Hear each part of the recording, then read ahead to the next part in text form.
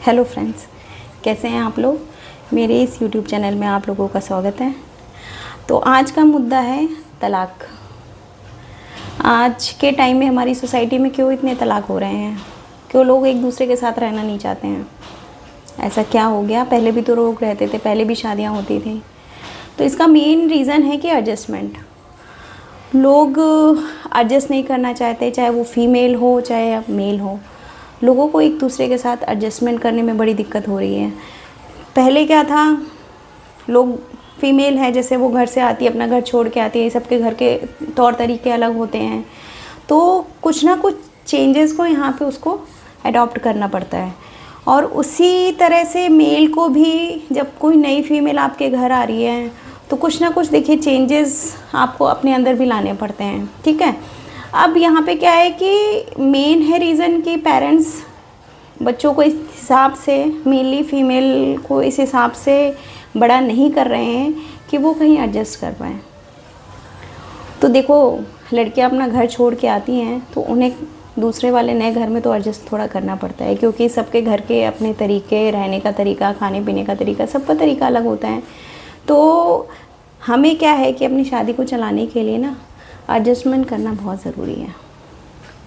Life में थोड़े से चेंजेस आएंगे, थोड़े बहुत आपको एडजस्टमेंट करने पड़ेंगे, क्योंकि आप बिल्कुल भी एडजस्ट नहीं करना चाहेंगे तो कैसे दो लोग, दो अजनबी या दो जान पहचान वाले भी, आप अगर लव मैरिज की तरफ भी जा रहे हैं तो जान पहचान वाले भी जब आप दूर से कभी कभार मिलते हैं ना, तब मिलने का एक मतलब अलग होता है। लेकिन जब आप 24 घंटे किसी के साथ रह रहे हैं, सारा दिन आप स्पेंड कर रहे हैं, उसकी सारे अच्छाइयाँ बुराइयाँ सब देख रहे हैं आप।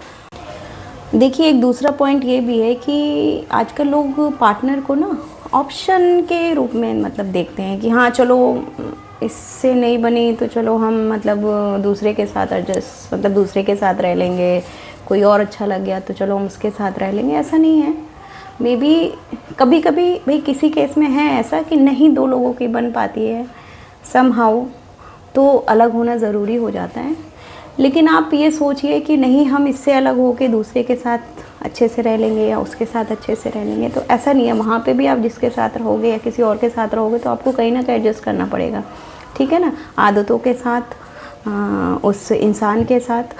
तो आपको सबसे पहले शादी में क्या है कि आपको खुद के अंदर थोड़ा सा बदलाव लाना पड़ेगा कि आपको एडजस्ट करना है जो सामने वाला है, जिसके साथ आप रह रहे हैं, कैसी आदतें हैं, क्या हैं, उसके लिए थोड़ा सा चेंजेस आपको लाने पड़ते हैं, समझना पड़ता है उसकी आदतों को, उसके बारे में।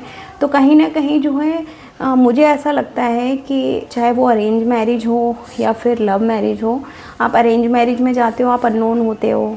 आजकल तो चलो फिर भी थोड़ी बहुत फेमिलियर हो जाते हैं, फ़ोन के थ्रू बातचीत होने लगती हैं, लेकिन पहले के टाइम में नहीं होती थी इतनी बातें। लेकिन आज के टाइम में तो लोग जान जाते हैं। तो इसलिए आप चाहे मतलब अरेंज मैरिज में हैं या फिर आप चाहे लव मैरिज में हैं, तो कहीं ना कहीं आपको अपने पार्टनर के साथ, पार्टनर के घर पे की आदतों से और उनकी जो भी मतलब उनका वहाँ पर जो भी है, तो वो सारी चीज़ों को मतलब आपको साल 2 साल का टाइम लगता है चीज़ों को सीखने में, चीज़ों को मैनेज करने में। तो कहीं ना कहीं मुझे लगता है इसमें फ़ीमेल का रोल ज़्यादा इम्पोर्टेंट होता है। हमेशा देखिए फ़ीमेल को ही घर चलाने के लिए मेन मतलब इसीलिए माना गया है क्योंकि वो कहीं ना कहीं एक मतलब इमोशनली कनेक्शन होता है उनका, तो वो कहीं ना कहीं एडजस्टमेंट ज़्यादा कर लेती हैं अपने घर को बचाने के लिए, अपने घर को चलाने के लिए। तो आप अगर थोड़ा सा ना अपने व्यवहार में थोड़ा सा चेंज लाएंगे ना, कि नहीं आप हमेशा निगेटिव देखेंगे सामने वाले के अंदर तो आपको निगेटिव ही दिखाई देगा, और अगर आप कुछ पॉजिटिव देखना चाहेंगे तो पॉजिटिव भी दिखाई देगा। आप जैसा देखिए सोचते हैं ना, हमें चीज़ें वैसे ही दिखाई देने लगती हैं। आप अगर सोचो अरे उसने ये काम नहीं किया, उसने वो नहीं किया, मैंने ऐसे कहा था, तो आपको ना फिर वो सारी चीज़ें जो निगेटिव है ना, वो सारी चीज़ें आपको रिकॉल होने लगेंगी। और जब आप एक बार पॉजिटिव सोचना चालू करेंगे कि मे भी हो सकता है इस वजह से वो चीज़ नहीं कर पाए, या मैंने कुछ कहा था करने के लिए, या मैंने कुछ कहा था लाने के लिए, या मैंने ऐसे बोला था बाहर ले जाने के लिए, हो सकता है कुछ उसके पीछे कारण हो। तो आप अगर पॉजिटिव वे में उस चीज़ को देखेंगे ना, तो हमेशा आपको सामने वाले के अंदर पॉजिटिवनेस नज़र आएगी।